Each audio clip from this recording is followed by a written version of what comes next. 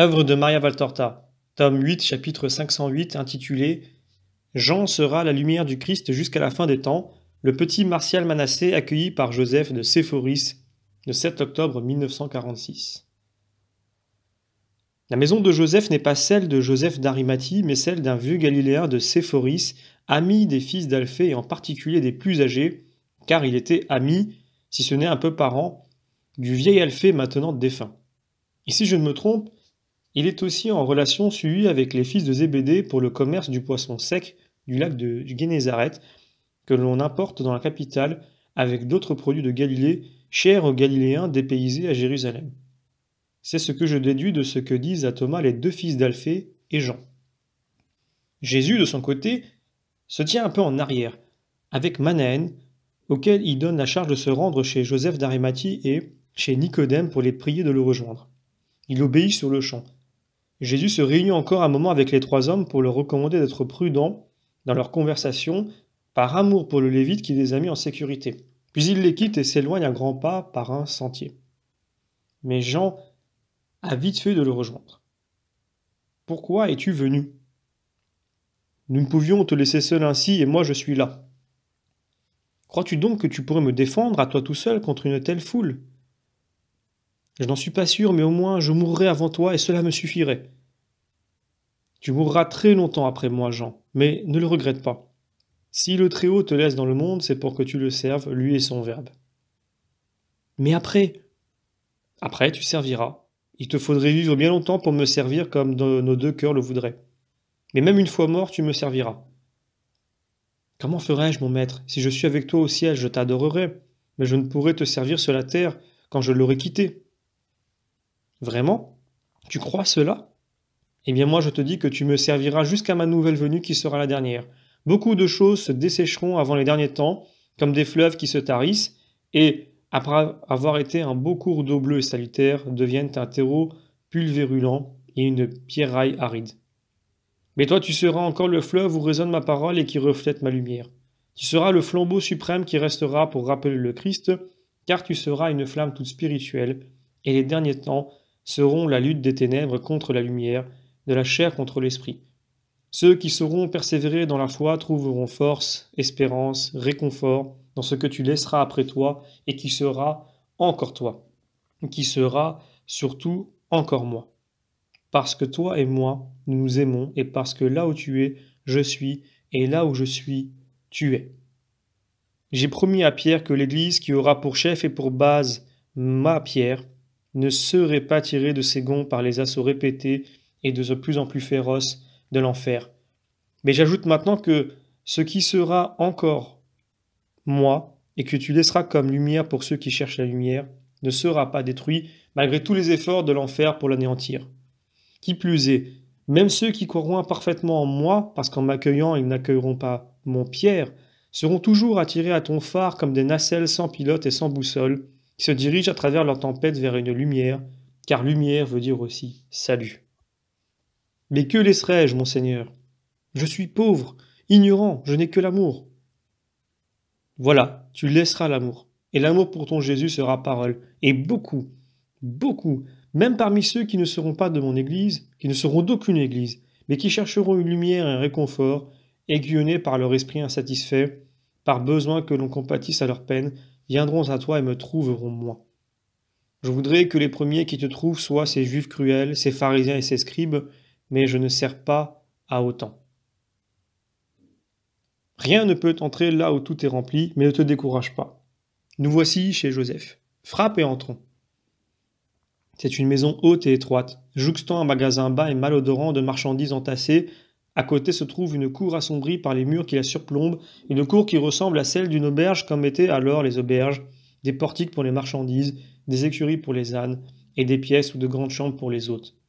Ici, il y a une cour mal pavée, un bassin, deux écuries basses et sombres, un hangar rustique qui sert de portique, adossé à la maison et dont une porte donne dans le magasin. Puis au-delà, il y a la maison dont j'ai parlé, vieille, sombre, avec une porte haute et étroite, où l'on accède par 3 marches de pierre usée. Jean frappe à la porte et il attend jusqu'à ce que s'ouvre une fente étroite où, de la pénombre, apparaît le visage ridé d'une petite vieille qui scrute. « Oh, Jean, J'ouvre tout de suite. Que Dieu soit avec toi, dit la bouche qui appartient à ce visage ridé, et la porte s'ouvre avec un grand bruit de verrou. Je ne suis pas seul, Marie. J'ai le Maître avec moi. Paix à lui aussi, honneur de la Galilée, et heureux le jour qui mène les pieds du Saint dans les murs d'un véritable Israélite. Entre, Seigneur, je vais tout de suite avertir Joseph. Il est en train de faire les dernières livraisons, car le crépuscule arrive tôt pendant ce triste mois d'étanime. Laisse-le à son travail, femme. Nous resterons ici jusqu'à demain. C'est une grande joie pour nous. Nous t'attendions depuis longtemps, et même il y a quelques jours, ton frère Joseph a envoyé demander des nouvelles de toi, mais mon époux t'en dira plus. Voilà, tu peux rester ici. Et je te quitte, Seigneur, car je suis en train de finir le pain. Il faut qu'il soit cuit avant le crépuscule. Si tu veux quelque chose, j'en sais où me trouver. Va en paix. Il ne nous faut rien d'autre que l'hospitalité. Il reste seul quelque temps. Puis, de derrière le rideau qui sépare la pièce d'un couloir, un petit visage brun se fait voir et jette un coup d'œil, craintif et curieux à la fois. Qui est cet enfant demande Jésus à Jean. Je ne sais pas, Seigneur, il n'est pas là toutes les autres fois. Il est vrai que depuis que je suis avec toi, je ne suis plus venu ici pour le compte de mon père. Viens ici, mon enfant. Le petit s'avance à petits pas. Qui es-tu? Je ne vais pas te le dire.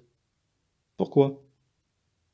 Je ne veux pas m'entendre dire des paroles désagréables. Si tu les dis, je te réponds et Joseph ne le veut pas. Voilà du nouveau, maître. Qu'en penses-tu? Jean rit, amusé par les raisons du petit bonhomme. Jésus aussi sourit, mais il lève la main pour attirer l'enfant et il l'observe, puis il demande. Et toi, tu sais qui je suis? Bien sûr que je le sais. Tu es le Messie, celui qui fera sien le monde entier, et alors on ne dira plus des paroles désagréables aux petits comme moi. Tu n'es pas d'Israël, n'est-ce pas? Je suis circoncis et cela m'a fait très mal, mais la faim aussi me faisait mal, et de ne plus voir de maman, ni personne. Pourtant cela fait encore mal d'entendre qu'on nous... Il pleure, ayant perdu sa primitive hardiesse. Ce doit être un orphelin étranger, Jean. Joseph a dû le recueillir par pitié et l'a fait circoncire. Explique Jésus à Jean, étonné des raisons et des pleurs. Et Jésus soulève l'enfant et le prend sur ses genoux. Dis-moi ton nom, petit. Je t'aime bien. Jésus aime tous les enfants et surtout les orphelins. J'en ai un, moi aussi, qui s'appelle Marziam, Et moi aussi, car moi, la petite voix n'est plus qu'un murmure à peine perceptible, car moi je suis romain. Je te l'avais bien dit. Et tu es un orphelin, n'est-ce pas? Oui, je ne me souviens pas de mon père. Mais de maman, oui. Elle est morte alors que j'étais déjà grand. Je suis resté seul et personne ne voulait de moi. Je suis venu de Césarée à pied derrière les voyageurs après que le maître est parti au loin. Et j'avais tellement faim. Et si je disais mon nom, je recevais des coups, car mon nom permettait de comprendre d'où je viens. Hein? Et je suis venu ici pour une fête. Comme j'avais faim, je suis entré dans les écuries avec une caravane et je me suis caché dans la paille pour manger l'avoine et les caroupes des ânes. Mais un âne m'a mordu et j'ai crié. On est accouru et on voulait me battre. Mais Joseph a dit non. Jésus a fait cela et il a dit d'agir comme lui. Donc moi, je prends l'enfant et j'en ferai un Israélite. C'est pourquoi il m'a pris et soigné en même temps que Marie et il m'a donné un autre nom, car le mien, maman m'appelait Martial. Ses larmes recommencent à couler. Et moi je t'appellerai Martial comme ta mère. C'est très bien ce qu'a fait Joseph. Tu dois l'aimer beaucoup. Oui, mais toi davantage. Lui-même dit toujours, si un jour tu rencontres Jésus de Nazareth, le Messie, aime-le de tout ton être car c'est par lui que tu as été sauvé de l'erreur. Marie disait à côté, à la servante, que le Messie était à la maison et je suis venu voir celui qui m'a sauvé. Je ne savais pas que Joseph avait fait cela. Il était si pingre. Jamais je n'aurais pensé qu'il pourrait... Pauvre Joseph, avare et brouillé avec ses enfants. Ils n'ont pas respecté ses cheveux blancs. Je le sais, mais vois-tu, peut-être que cet enfant, il se renouvelle et oublie. Dieu le récompense ainsi de ce qu'il a fait pour l'enfant. Comment t'appelles-tu maintenant? J'ai un vilain nom. Il ne me plaît pas parce qu'il commence comme le mien. Je m'appelle Manassé. Mais Marie qui comprend m'appelle Man. L'enfant dit cela avec un air si désolé que Jésus et Jean ne peuvent s'empêcher de sourire. Mais Jésus, pour le consoler, explique. Manassé est un nom dont le sens est très doux pour nous. Il signifie « Le Seigneur m'a fait oublier toute douleur ». Joseph te l'a donné car il a voulu indiquer que tu lui feras oublier toute sa douleur. Et c'est bien ce que tu vas faire, mon enfant, par reconnaissance pour lui. Toi-même, par ton nouveau nom. Tu te dis que le Seigneur t'a tant aimé qu'il t'a rendu un père, une mère et une maison, n'est-ce pas? Oui. Expliqué ainsi, oui. Mais Joseph affirme que je dois oublier même ma maison. Moi, je ne veux pas oublier ma maman. Jésus regarde Jean et Jean regarde le maître, et au-dessus de la petite tête brune, il y a tout un discours de regard. On n'oublie pas une mère, mon enfant. Joseph s'est mal expliqué, ou plutôt tu as mal compris.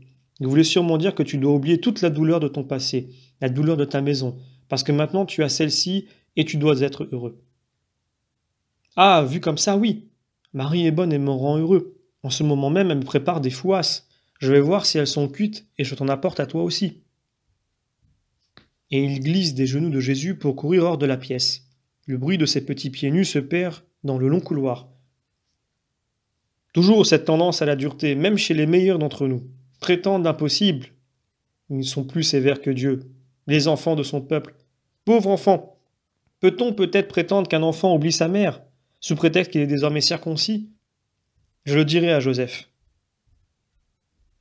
Je ne savais vraiment pas qu'il avait fait cela.